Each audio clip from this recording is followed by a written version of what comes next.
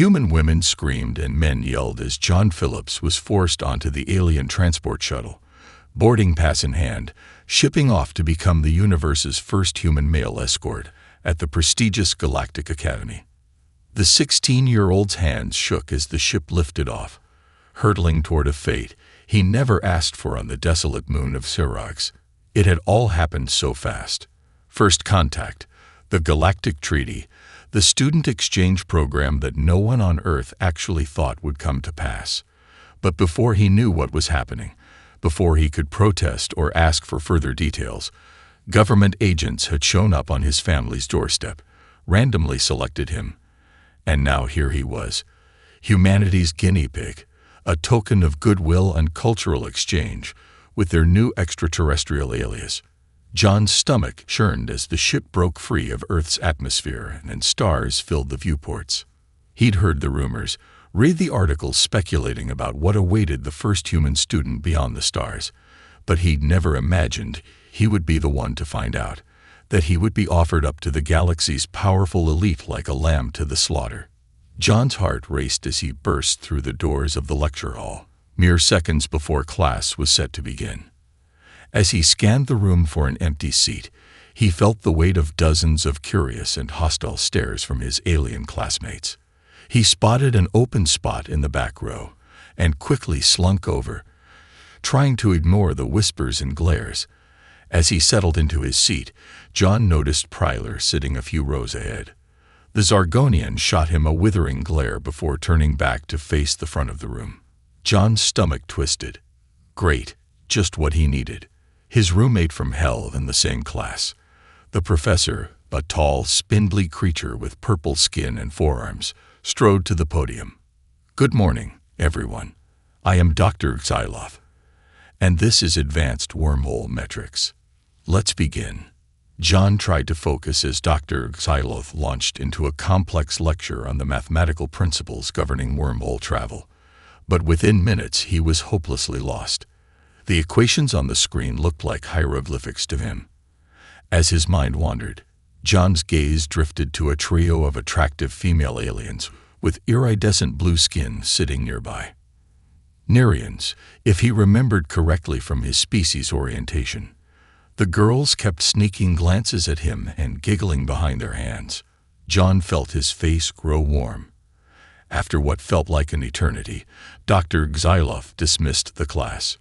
John gathered his things, eager to escape before Pryler could corner him.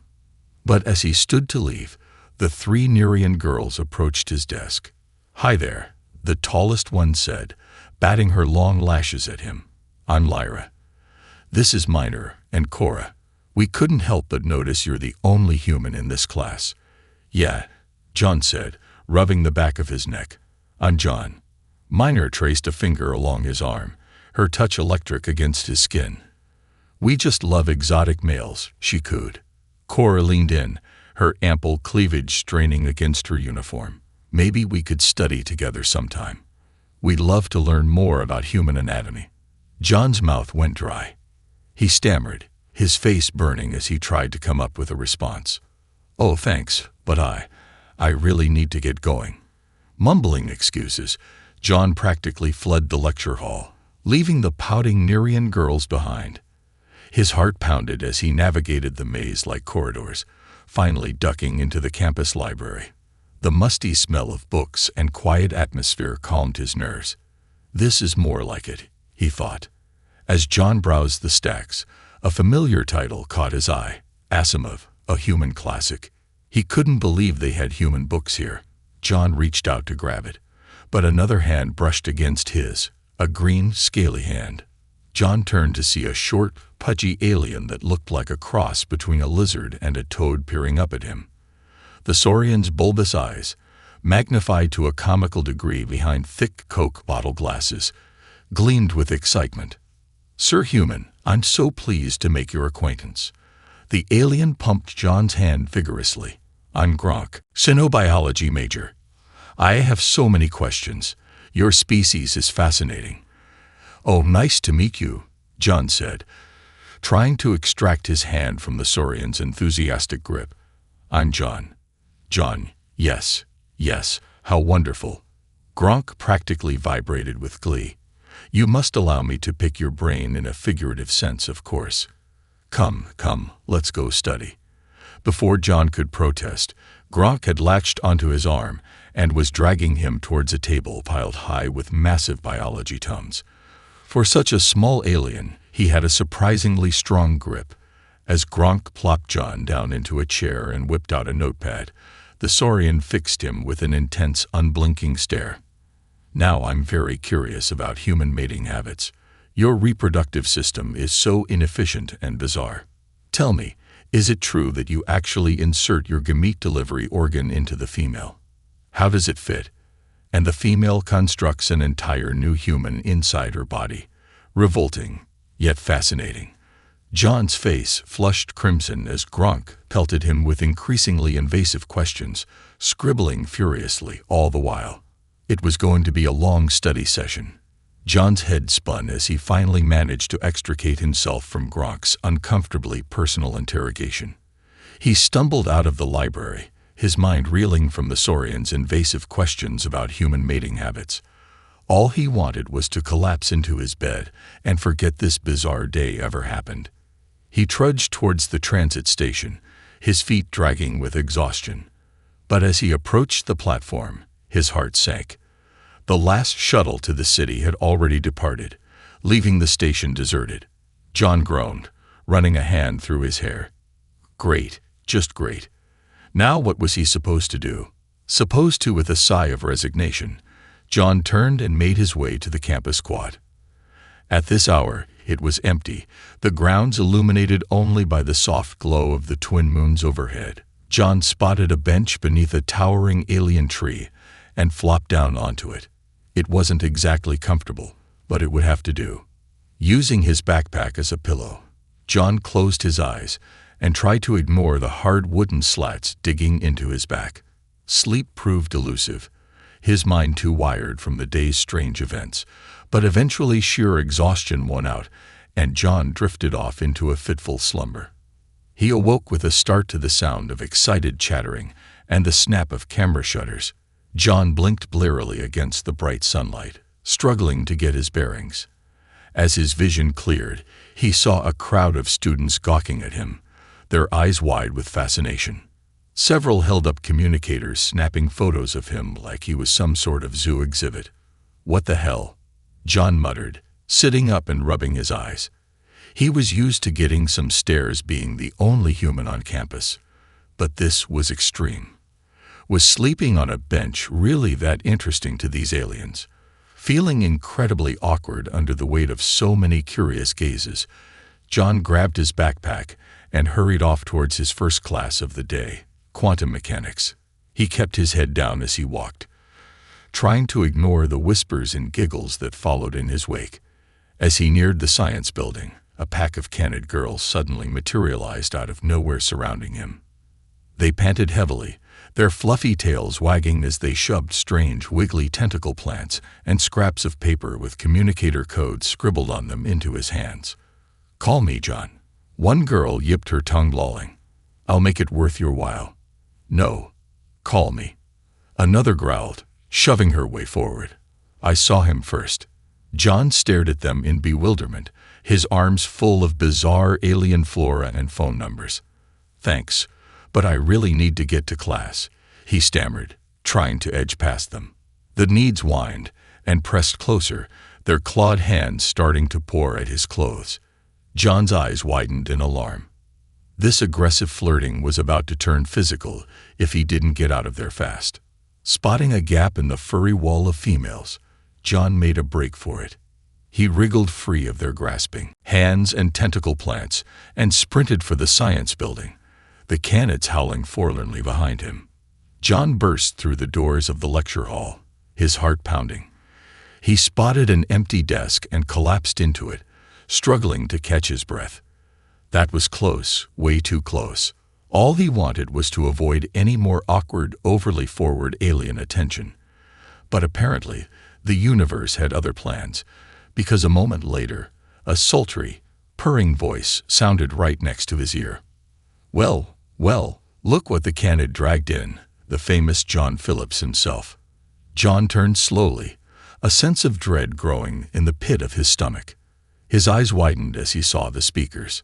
Staring back at him were the famous Bastet twins, Nephira and Sapphira, the most popular and desired girls on campus. The leonine beauties sauntered towards him from either side, their movements graceful and predatory. They were tall and slender, their golden skin dappled with dark rosettes. Their slitted amber eyes glinted with mischief as they approached, and their long tails swayed hypnotically behind them. John gulped nervously as Nephira and Sapphira reached his desk. They leaned in close, their soft, tawny fur brushing against his skin. Low, rumbling purrs vibrated in their throats. "We've had our eye on you for a while now, human," Nephira purred, tracing a clawed finger along John's jaw. "Such an exotic male. We've been looking for a new plaything. And we always get what we want," Sapphira added, her tail curling possessively around John's leg under the desk. At the twins' brazen touch, a chorus of jealous snarls and lustful chirps erupted around the classroom as the other students reacted to their staking of a claim. John felt his face burn, his stomach twisting into knots. This could not be happening. He had to get out of here before things escalated even further. Bolting up from his seat, John shouldered his backpack and made a beeline for the door, leaving the pouting bastard twins in his wake. He didn't stop until he reached the relative safety of the hallway, his breath coming in ragged gasps. But his relief was short-lived. No sooner had he paused to collect himself than he heard the slap of webbed feet on the tile behind him. John turned just in time to see Gronk barreling towards him, his bulbous eyes shining with excitement behind his Coke bottle glasses. John, you must see this," the Saurian exclaimed, latching onto John's arm with a surprisingly strong grip for such a pudgy alien. Come. Before John could protest, Gronk dragged him over to a nearby information terminal mounted on the wall. With a dramatic flourish, the Saurian pulled up the Academy's social media feed. John felt his stomach drop into his shoes. There, plastered across the screen for all to see, was an image of him sleeping on the quad bench, his face slack and mouth hanging open, and emblazoned above it in lurid pink text was the headline, "Sleeping Prince Charming Seeks Cuddle Buddy." John stared at his own picture in abject horror, his cheeks flaming red, so that's why everyone had been gawking and taking photos. Oh God, he was never going to live this down. Gronk, meanwhile, was practically vibrating with glee beside him. "Isn't it wonderful, John? You're the most desirable male on campus now. Everyone wants a piece of the elusive human, and you picked the perfect time to catch their eye. Do you know what's about to start? Mating season." John slowly turned to face Gronk, his expression a mask of dawning dread. "Mating season," he repeated weakly. Gronk nodded eagerly, his head bobbing on his thin neck. "Oh yes. For the next few weeks, the females will be extra aggressive in their courtship displays. Expect lots of scent marking, mating dances, and maybe even a duel or two as they fight for the privilege of breeding with you." The Saurian sighed dreamily. "I had to be fought over by a bevy of beautiful females.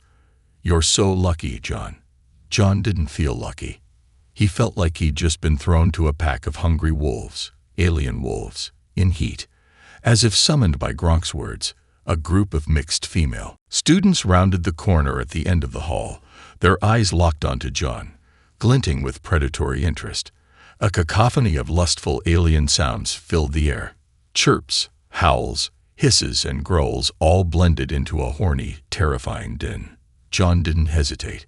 He ran fleeing down the corridor as fast as his legs could carry him, a multi-species horde of pheromone-addled coeds hot on his heels. The chase was on. John slunk through the deserted corridors, his head down and his heart heavy. He couldn't face another day of being gawked at, pawed, and treated like a prize to be won. He needed to get away, to clear his head and figure out his next move. His feet carried him to the old observatory on the outskirts of campus.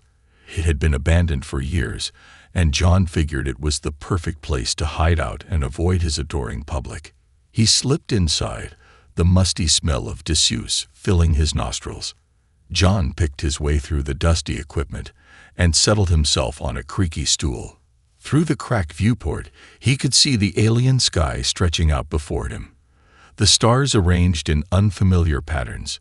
He sighed, feeling more lost and alone than ever. "What am I even doing here?" John muttered. "I don't belong in this freak show." "Feeling sorry for yourself, Phillips?" A snide voice cut through the darkness. "Not enjoying your new celebrity status?" John whirled around to see Pryler leaning against the doorframe, his arms crossed and a cruel smirk on his reptilian face. "What do you want, Pryler?" John snapped. "Here to mock me some more, or are you just pissed that I'm stealing your thunder as the campus stud?" Prowler let out a harsh bark of laughter. "Hardly. I just find it amusing to see you squirm." "Not so fun being reduced to a piece of meat, is it?" John clenched his fists, his frustration boiling over. "Why? Why is everyone suddenly obsessed with me? I'm just a guy, not some carnival attraction." Pryler pushed off the wall and sauntered closer, his eyes glinting with malicious glee. "Oh, you naive little monkey. You really don't get it, do you? You're the only human here. A rare exotic commodity. Having you on their arm is the ultimate status symbol." He leaned in, his fetid breath hot on John's face. "You think you got in here on your own merits, please. You're a diversity hire, filling some bullshit quota, and now you're nothing more than a shiny trophy for these social climbing skanks to fight over." John reeled back as if slapped, Prowler's words hitting him like a punch to the gut. Is that really all he was? A token? A prize? Not a person, but a thing to be collected and shown off. White-hot rage surged through him. Before he knew what he was doing, John's fist shot out, slamming into Pryle's smug snout with a sickening crunch. The Saurian staggered back, clutching his face as blue blood gushed between his clawed fingers. "Fuck you," John snarled, "and fuck this place. I'm done." He stormed out of the observatory, leaving a cursing Pryler in his wake. John marched across campus, his mind made up. He was dropping out, going home. This whole thing had been a mistake. He never should have come here. John reached the quad and headed for his bench to grab his stuff, but he pulled up short when he saw a familiar figure already sitting there. Gronk looked up at him, John's bags at his feet, and a sorrowful expression on his pudgy face. "What are you doing here, Gronk?" John asked wearily. "Come to ogle the dancing monkey one last time before I split." Gronk shook his head, his eyes shining with regret behind his thick lenses. "No, John. I came to apologize. The way I treated you when we first met, the way everyone has been treating you, it's not right. I see that now." The Saurian stood, wringing his hands. "I got so caught up in my own excitement, my own selfish desire to study you, that I forgot you're a person, not a specimen. And I'm sorry, truly sorry." John felt some of his anger drain away at Gronk's sincere words. At least one person here saw him as more than a walking, talking human dildo. "I appreciate that, Gronk," John said. "But it doesn't change the fact that I don't belong here. I'm dropping out, going back to Earth. Maybe I can salvage some dignity there." Gronk's bulbous eyes widened in alarm. "No, John, you can't. Please don't let the shallow, small-minded masses drive you away. You have so much to offer this place beyond your species." The Saurian placed a tentative hand on John's arm. "Think of the humans who fought for your right to be here, who believed in what your presence could achieve. If you quit now, you'll be letting them down." John hesitated, Gronk's plea hitting home.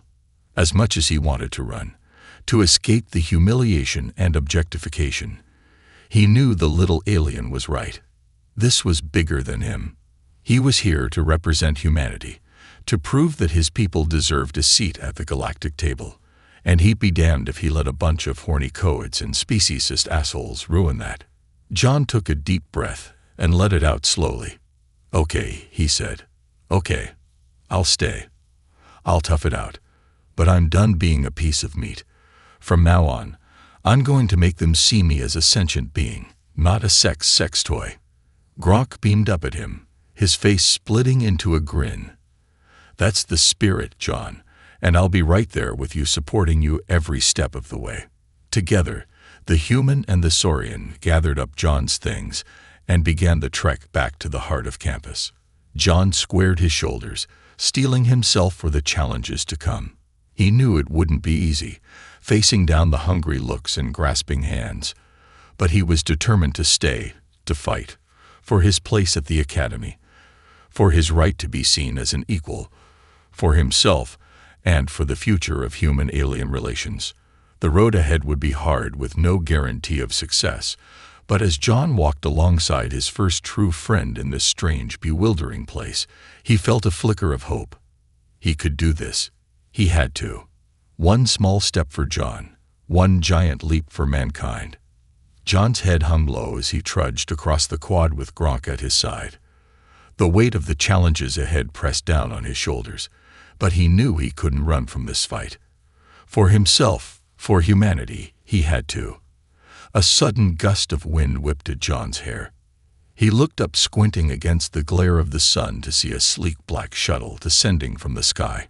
It was emblazoned with the insignia of the Galactic Council, the stylized starburst and orbiting planets unmistakable. The shuttle touched down mere feet in front of them, the downdraft from its engines nearly knocking John off his feet. Gronk steadied him with a scaly hand, his bulbous eyes wide behind his Coke bottle glasses. The shuttle door hissed open, and out stepped an austere Arcturian in flowing formal robes. His blue skin was lined with age, and his eyes were hard as flint as they locked onto John. "John Phillips," the Arcturian said, his voice a cold rasp. "I am High Commissioner Xyloth, overseer of this academy. I'm afraid I have some bad news for you." John's stomach dropped. He exchanged a worried glance with Gronk before facing Xyloth. What is it, sir?" Xyloth clasped his long-fingered hands before him. "Your admission to the academy was part of a social experiment to test the galactic community's readiness to integrate humans, and I'm sorry to say it has been a resounding failure." "What?" John sputtered. "But I've been trying my best to fit in, to prove that humans your best hasn't been good enough." Xyloth cut him off. "Your inability to assimilate the disruptive influence your presence has caused. It's clear that humans are not ready to join the galactic stage." The commissioner's words hit John like a punch to the gut. He opened his mouth to protest, but Xyloth silenced him with a sharp gesture. "Effective immediately. You are expelled from the academy and banned from council space indefinitely. Please come with me." Xyloth gripped John's arm, his fingers digging in painfully as he steered the stunned human towards the waiting shuttle. John's feet stumbled over the grass, his mind reeling. "So wait, please. You can't do this." John found his voice struggling against Xyloth's iron grasp. "I have rights." You have no rights here," Xyloth snapped. "You're not one of us. You never will be." The commissioner shoved John up the ramp. As the door started to seal shut behind them, John caught a glimpse of Gronk's stricken face. The Saurian was banging on the viewport, his mouth moving, yelling something John couldn't hear. Then the shuttle was rocketing up, the academy grounds rapidly shrinking below them until they vanished into the swirling clouds. John pressed his forehead against the cool glass, his breath fogging the pain. Earth. They had to be taking him back to Earth. But as the blue curve of the planet fell away behind them, and the vast expanse of space opened up, a numb realization crept over John. They weren't heading for Sol. They were heading for the border. The shuttle shuddered as it docked with a remote outpost, little more than a drab gray cylinder, spinning slowly at the edge of council territory. Xyloth hauled John out, Frog marching him down featureless corridors until they reached a small bare room. A cell, John realized, as a force field shimmered to life across the doorway. Xyloth shoved him inside, where he stumbled and nearly fell on the hard metal floor. "The Council has classified humans as a disruptive, non-sentient species," Xyloth said, sneering down at John through the flickering barrier. "You will be the last human allowed beyond the Sol system, a fitting end to a failed experiment." The commissioner turned on his heel and strode away. A slot opened in the wall, and a tray slid out, bearing a flimsy blanket and a bowl of gray, unappetizing nutrient sludge. The slot snapped shut with a cold clang. John sank down on the narrow bench, his head falling into his hands. Alone in his barren cell, the weight of his failure crashed over him. He'd let everyone down. His family, his planet, they'd all been counting on him. And now the dreams of his species to join the galactic community lay shattered at his feet. What would become of him now? Would he rot here forever, a shameful relic of humanity's hubris? Or would they dissect him, pull him apart to see what made humans tick? A knotted tangle of despair and self-loathing tightened in John's chest. Hot tears pricked at his eyes. Some ambassador he turned out to be. Suddenly, an alarm blared, the sound stabbing through John's head. The deck shuddered beneath him as a muffled explosion echoed through the outpost. Shouts and running feet sounded in the corridor outside. John leaped up as smoke began to curl under the cell door, thickening with each passing second.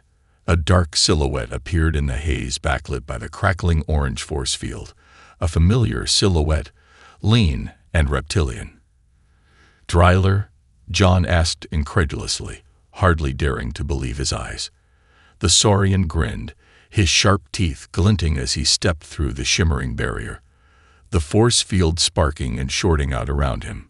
He had the limp body of a guard slung over one shoulder. "In the flesh," Pryler said. He dumped the unconscious Saurian unceremoniously on the floor with a heavy thud. John gaped at him. "What? How? Why are you here?" Pryler crossed the cell in 2 quick strides and grabbed John by the shoulders. His clawed fingers dug in, but there was no malice in his fierce yellow eyes. "Because you made me realize something," Pryler said, his voice a low, urgent growl. "You made me see that humans deserve better than to be a novelty or an experiment. My people were once dismissed by the Council, just like yours are being dismissed now." The Saurian's gaze hardened with determination. "But we didn't let that stop us, and neither will you. We outcasts have to stick together. It's time to show the galaxy what we can really do." Trierla held out a hand, his scales shimmering in the smoke and flashing emergency lights. "Are you with me, John?" John stared at the proffered hand for a long moment. Then slowly a grin spread across his face. He reached out and clasped Prowler's hand firmly in his. "Let's do this. Together." The human and the Saurian plunged into the smoke-filled corridor, leaving the wreckage of the old order smoldering behind them. The future was uncertain, but one thing was clear. The galaxy would never be the same. You have reached the end of the story. If you enjoyed this story and want to support us, please leave a like and subscribe to our channel. And for every comment that says 88, I will heart every single one of them. Thank you for your time.